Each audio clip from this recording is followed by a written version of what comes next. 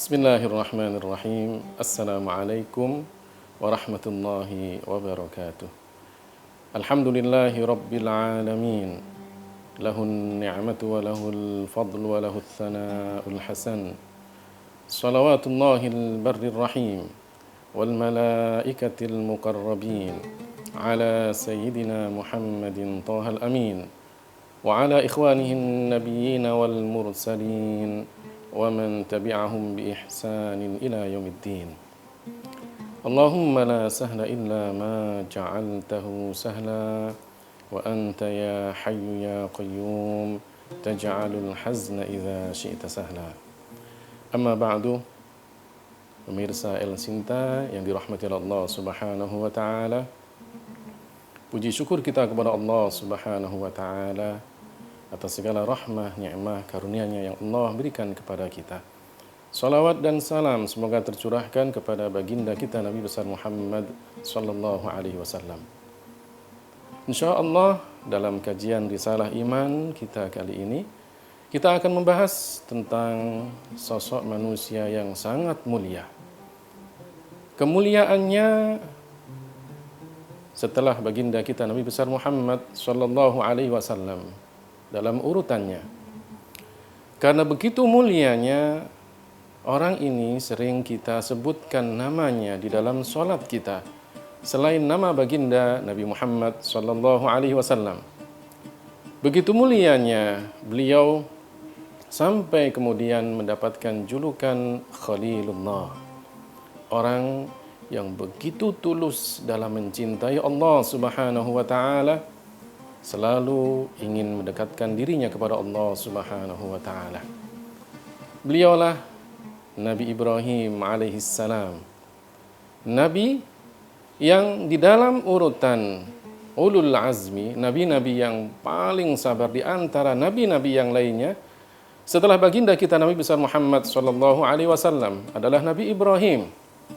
Ketika Rasulullah sallallahu alaihi wasallam ditanya tentang nabi-nabi ulul azmi, maka kemudian Rasulullah sallallahu alaihi wasallam menjawab dengan urutan nama-nama nabi tersebut. Yang pertama adalah Rasulullah Muhammad sallallahu alaihi wasallam. Kemudian yang kedua adalah Nabi Ibrahim alaihissalam. Yang ketiga adalah Nabi Musa. Yang keempat adalah Nabi Isa, dan yang kelima adalah Nabi Nuh alaihimussalatu wassalam. Jadi Nabi Ibrahim adalah nabi dalam urutan yang kedua setelah baginda kita Nabi besar Muhammad sallallahu alaihi wasallam. Begitu mulianya Nabi Ibrahim alaihissalam sampai kemudian kita sebutkan nama beliau di dalam salat kita. Kalau kita membaca salawat di dalam salat kita yang kemudian dikenal dengan salawat Ibrahimiyah, maka kemudian kita menyebutkan setelah nama Nabi Muhammad sallallahu alaihi wasallam adalah nama beliau Nabi Ibrahim alaihissalam. Beliau Nabi Ibrahim ini mendapatkan julukan Khalilullah. Khalilullah adalah orang yang begitu tulus dalam mencintai Allah Subhanahu wa taala, sehingga beliau senantiasa ingin mendekatkan dirinya kepada Allah Subhanahu wa taala. Nabi Ibrahim alaihissalam mendapatkan predikat, jabatan, keagungan, kemuliaan, sampai kemudian beliau mendapatkan julukan Khalilullah, pasti ada sebab-sebabnya. Ada faktor-faktor yang menyebabkan beliau mendapatkan kemuliaan tersebut. Kita akan sedikit mengupas sejarah tentang Nabi Ibrahim alaihissalam. Allah Subhanahu wa taala menyebutkan di dalam Al-Quran nama Nabi Ibrahim alaihissalam dalam beberapa ayat Al-Quran. Di antaranya di dalam surat Maryam. Allah Subhanahu wa taala berfirman, "Wadhkur fil kitabi Ibrahim, innahu kana siddiqan nabiyya." Dan sebutkan di dalam Al-Quran tentang Nabi Ibrahim, innahu kana siddiqan nabiyya. Nabi Ibrahim adalah nabi yang begitu tulus dalam membenarkan apa yang Allah perintahkan kepadanya. Dan beliau adalah seorang nabi. Di dalam ayat yang lainnya Allah Subhanahu wa taala berfirman, "Walaqad atayna Ibrahima rusydahu min qabl wa kunna bihi 'alimin." Dan telah kami berikan kepada Nabi Ibrahim petunjuk kami sebelum Nabi Ibrahim berhujjah kepada kaumnya. Dan kami, kata Allah Subhanahu wa taala, terhadapnya Maha mengetahui. Bahkan di dalam ayat Al-Qur'an yang lainnya, surat An-Nisa ayat 125, Allah Subhanahu wa taala berfirman tentang Nabi Ibrahim alaihissalam. Wattakhadallahu Ibrahim khalila. Dan Allah jadikan Nabi Ibrahim khalila. Khalila, kata para ulama, al-khalil diambil dari kata fa'il yang artinya adalah maf'ul. Ya, al-khillah as-sadaqah. Kalau di dalam manusia, kalau kita mengatakan khalil itu adalah teman. Tapi kalau di sini Nabi Ibrahim bukan berarti kemudian temannya Allah, tidak. Nabi Ibrahim disebutkan khalil karena begitu tulusnya dia mencintai Allah Subhanahu wa taala. Apa yang Allah perintahkan kepadanya, dia langsung menjalankannya. Itulah Nabi Ibrahim alaihissalam. Orang yang begitu mulia, yang kemuliaannya disebutkan di dalam Al-Quran, dan juga Rasulullah Shallallahu Alaihi Wasallam sering memuji baginda kita Nabi besar Muhammad Shallallahu Alaihi Wasallam, sering memuji Nabi Ibrahim alaihissalam. Pemirsa El Sinta yang dimuliakan oleh Allah Subhanahu Wa Taala, kita akan lanjutkan kisah tentang Nabi Ibrahim alaihissalam setelah iklan berikut ini.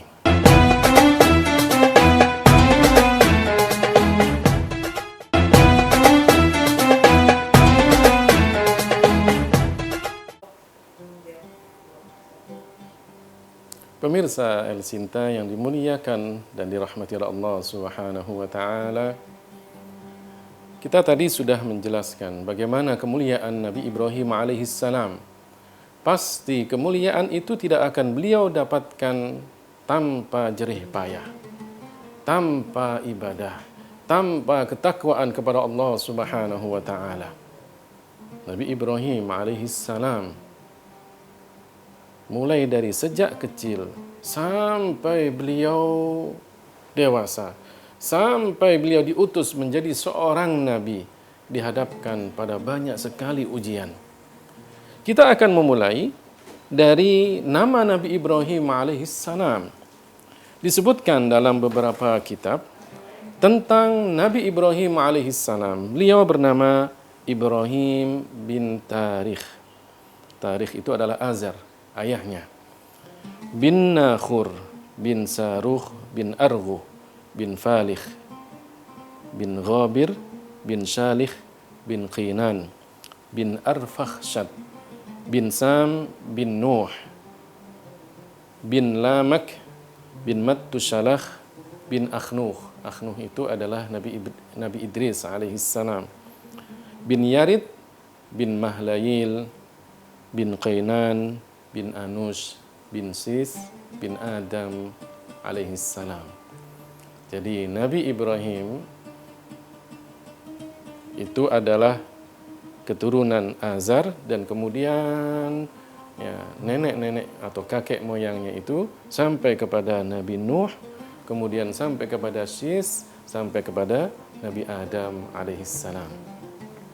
Nabi Ibrahim ini lahir di satu masa yang ketika itu daerah tempat tinggal orang tuanya itu dikuasai oleh seorang raja yang zalim, Raja Namrud. Dan raja ini pernah didatangi oleh ahli nujum.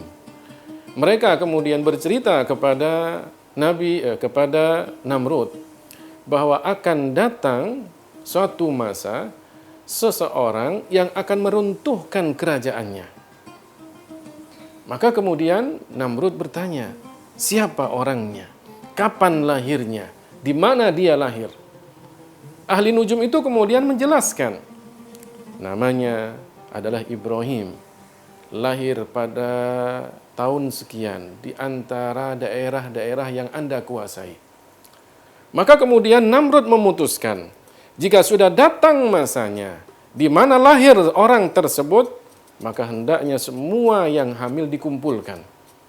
Yang kemudian melahirkan anak laki-laki akan dibunuh, kecuali ibunda dari Nabi Ibrahim alaihissalam yang tidak terdeteksi. Ketika itu beliau tidak ada yang mengetahui bahwa beliau sedang dalam keadaan hamil. Sehingga kemudian ibunda dari Nabi Ibrahim alaihissalam ketika merasakan bahwa dirinya akan melahirkan seorang bayi, maka kemudian beliau bersembunyi di satu gua. Beliau melahirkan seorang putra dengan selamat. Kemudian beliau rapikan, kemudian beliau taruh di tempat yang baik, dan kemudian beliau tinggalkan, beliau tutup gua tersebut. Nabi Ibrahim alaihissalam berada di gua tersebut, ada yang mengatakan selama 15 bulan. Sampai akhirnya beliau besar. Tidak ada yang mengetahui masa kecil Nabi Ibrahim alaihissalam, sehingga tidak ada yang curiga tentang keluarga Nabi Ibrahim alaihissalam. Sampai akhirnya Nabi Ibrahim alaihissalam diselamatkan oleh Allah Subhanahu wa taala dan diutus menjadi seorang nabi. Pemirsa El Sinta yang dimuliakan oleh Allah Subhanahu wa taala. Dari sinilah kemudian mulai Nabi Ibrahim dihadapkan dengan tantangan, ujian dalam berdakwah. Di antara ujian yang pertama kali beliau dapatkan adalah ujian di antara keluarganya sendiri. Nabi Ibrahim alaihissalam dihadapkan pada orang tua, ayahnya sendiri tidak beriman kepada Nabi Ibrahim alaihissalam. Tapi Nabi Ibrahim mengajaknya dengan cara yang halus, dengan cara yang hikmah, dengan ajakan-ajakan kata-kata yang lemah lembut, dengan memberikan logika-logika akal, agar ayahnya pun mau menerima dakwahnya. Di dalam Al-Quran, Allah Subhanahu wa ta'ala menyebutkan tentang dakwah Nabi Ibrahim kepada ayahnya. Allah Subhanahu wa ta'ala berfirman, "Idh qala li abihi ya abati lima ta'budu ma la yasma' wa la yubsir wa la yughni 'anka syai'a. Ya abati inni qad ja'ani minal ilmi ma lam ya'tik fattabi'ni ahdika siratan sawiyya." Wahai ayahku, kata Nabi Ibrahim kepada ayahnya, wahai ayahku, kenapa engkau menyembah sesuatu yang tidak mendengar, tidak melihat, tidak memberikan kepadamu sesuatu yang memanfaatkan, memberikan kamu manfaat? Wahai ayahku, aku telah datang kepadamu dengan ilmu agama, ya, yang aku bisa memberikan petunjuk dengannya kepadamu kepada jalan yang benar. Tapi apa jawaban dari ayahnya? Ayah Nabi Ibrahim alaihissalam mengatakan kepada Nabi Ibrahim, "Qala araghibun anta an alihati ya Ibrahim, la illam tantahi la arjumannaka wahjurni maliya." Apa kata ayahnya? Wahai Ibrahim, apakah kamu benci kepada Tuhanku? Kalau kamu tidak berhenti dari hal-hal semacam ini, maka aku akan melemparmu dengan sesuatu. Tinggalkan saya, kata ayahnya. Nabi Ibrahim alaihissalam kemudian meninggalkan ayahnya. Sampai akhirnya Nabi Ibrahim menyebutkan, "Sa'astaghfiru laka rabbi." Saya akan mohon kepada Allah agar engkau diberikan petunjuk kepada jalan kebenaran. Itu artinya bahwa Nabi Ibrahim ingin ayahnya pun juga mendapatkan petunjuk. Bukan berarti kemudian agar diampuni dosanya oleh Allah. Karena orang yang tidak beriman tidak akan diampuni dosanya oleh Allah Subhanahu wa ta'ala. Pemirsa El Sinta yang dimuliakan oleh Allah Ta'ala, jika kita ingin teruskan cerita ini, maka setelah jeda iklan berikut ini.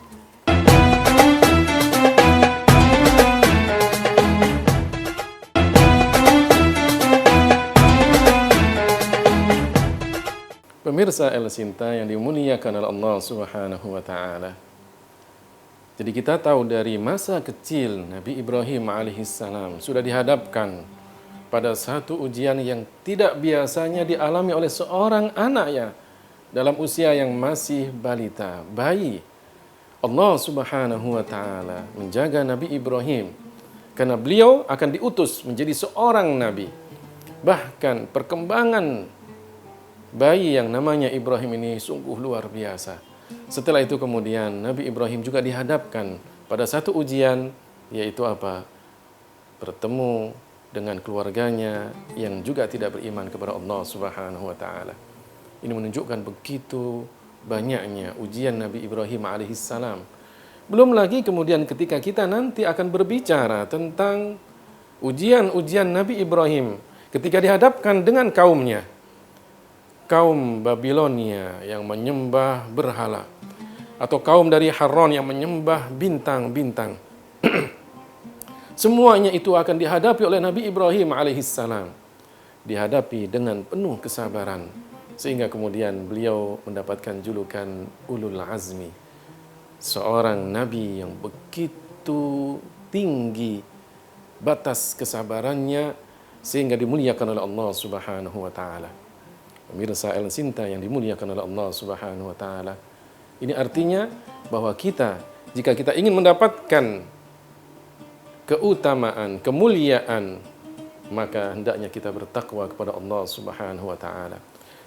Semakin orang itu bertakwa kepada Allah, semakin banyak ujian yang Allah berikan kepadanya.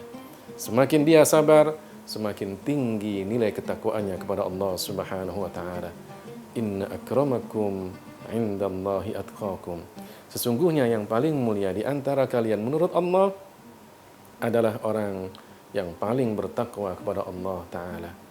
Takwa adalah menjalankan seluruh perintah Allah dan menjauhi semua larangan Allah. Dan di antara orang yang bertakwa adalah orang yang tulus dalam mencintai Allah Subhanahu wa taala. Tulus dalam mencintai Allah artinya orang yang selalu mengerjakan apa yang diperintahkan oleh Allah Subhanahu wa taala. Juga orang yang tulus dalam mencintai Allah adalah dia menerima apa yang diujikan. Ujian Allah Subhanahu wa taala kepadanya dia terima dengan lapang dada.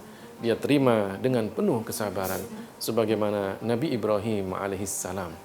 Kemuliaan yang Allah berikan kepada Nabi Ibrahim, sebutan julukan Khalilullah yang Allah berikan kepada Nabi Ibrahim karena ketulusan Nabi Ibrahim di dalam mencintai Allah Subhanahu wa taala.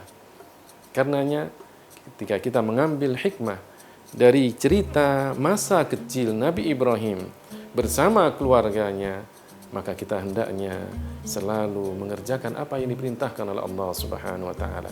Mencintai Allah Subhanahu wa taala artinya kita melakukan apa yang diperintahkan dan menjauhi apa yang dilarang oleh Allah Subhanahu wa taala.